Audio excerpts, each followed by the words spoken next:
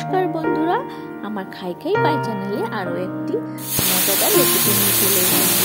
আজকে আমি একটা স্টার্টার রেসিপি নিয়ে এসেছি। আজ আমি বানাচ্ছি কলিফ্লাওয়ার বা ফুলকপি 65। তোমরা অনেকেই তো হয়তো চিকেন 65 বা ফিশ 65 খেয়েছো, এটা একবার ট্রাই করে দেখো, খুব ভালো লাগে ভেজিটেরিয়ান ডিশে।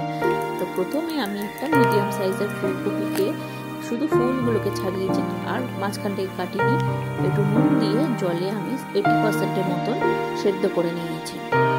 বাকি 20% ভাজার সময় ফ্রাইয়ের সময় হয়ে যাবে। তারপরে আমি হাফ কাপের মতন বেসন নিয়েছি, তাতে আমি স্বাদ অনুযায়ী লবণ আর একটু 1 চামচের মতন হলুদ গুঁড়ো আর 2 থেকে 3 টেবিল চামচের মতন কাশ্মীরি রেড চিলি পাউডার দিয়ে খুব ভালো মতন শুকনো উপকরণগুলোকে মিশিয়ে নিলাম। তারপরে দিলাম 1 টেবিল চামচের মতন আদা, রসুন আর কাঁচা লঙ্কার পেস্ট। তোমরা যারা পুরোপুরি একদম ভেজ মানে করতে চাও বা রসুনটা অ্যাভয়েড, অনেকেই খায় না, যদি অ্যাভয়েড করতে চাও তাতে কোনো অসুবিধা নেই, আদা আর কাঁচা লঙ্কার পেস্টটাও দিতে পারো। তার সাথে একটু 1 চামচের মতন গরম মশলা দিয়ে দিও। তারপরে দিয়ে খুব ভালো মতন একটা থিক ব্যাটার আমি বানিয়ে নিয়েছি। তারপরে যে ফুলকপিগুলো সেদ্ধ করে রেখেছিলাম, ভালো মতন জল ঝরিয়ে ওটার মধ্যে 1 টেবিল চামচের মতন কর্নফ্লাওয়ার অ্যাড করে একটু জাস্ট একটুখানি কোট করে নিয়েছি।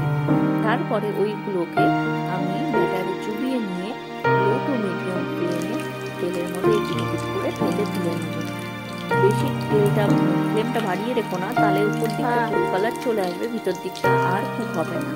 তারপর আমি বাকিগুলো তো তুলে নিয়েছি ভেজে, আর যেটা ছিল সেগুলো আমি তুলে নিলাম। তারপরে অল্প 1 টেবিল চামচ তেলের মধ্যে অল্প একটু রসুন কুচি দিলাম।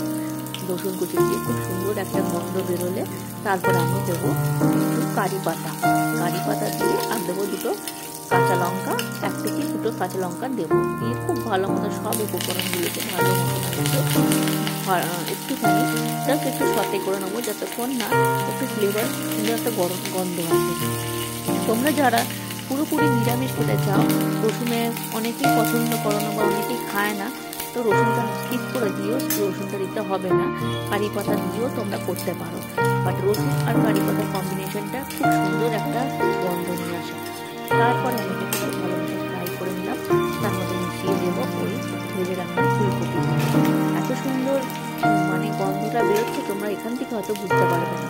সবগুলোকে একটু ভালো মতন একটু ফ্রাই করে নেবো, বেশ ভালো মতন সবগুলো, যাতে সব ফ্রাইগুলোর সাথে বা কলিফ্লাওয়ারগুলোর সাথে খুব ভালো মতন মশলাগুলোর বা অ্যারোমার গন্ধটা আসে, যে আমি এটা দিলাম সেই সবগুলো গন্ধটা যেন আসে, সেই জন্য খুব ভালো মতন এই পিঠ করে পুরোটা আমি একটু ভালো মতন লো ফ্লেমে রেখে দিয়ে খুব ভালো মতন জাস্ট একটুখানি পিঠ করে স্টার ফ্রাই করে নেবো, বাস আর কিচ্ছু লাগবে না। তার সাথে একটু নামিয়ে নিই, তার উপর দিয়ে একটু সাদা তিল থাকলে সাদা তিল ছড়িয়ে নিও। এত সুন্দর লাগে না এই স্টার্টারটা খেতে, খুব ভালো লাগে।